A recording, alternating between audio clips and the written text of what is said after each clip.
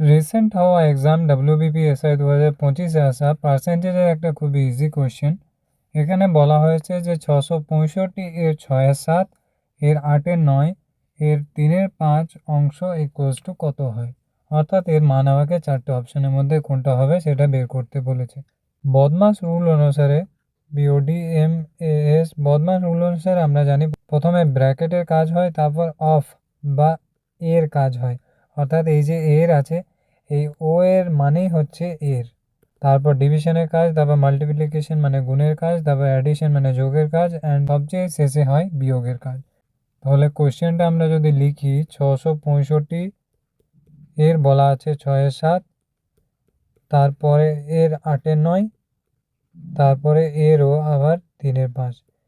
তাহলে দেখো কাটাকাটি যদি করি, 7 দিয়ে কাটলে 7-9 63, 3 পড়ে থাকছে, 7-5 35, তাহলে 95।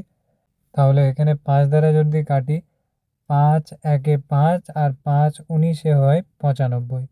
ঠিক আছে, এখানে যদি 3 দ্বারা কাটি, 3 3 9 আর এখানে 3 2 6। তাহলে এখানে কত হচ্ছে না 19 ইন্টু 8 2 16। তাহলে 19 ইন্টু 16।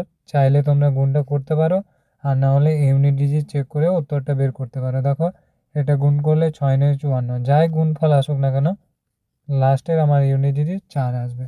তাহলে চারটে অপশনের মধ্যে একটি মাত্র অপশনে ইউনিট ডিজিট 4 আছে, অর্থাৎ অপশন ডিটাই হয়ে যাবে এই কোয়েশ্চেনের সঠিক উত্তর।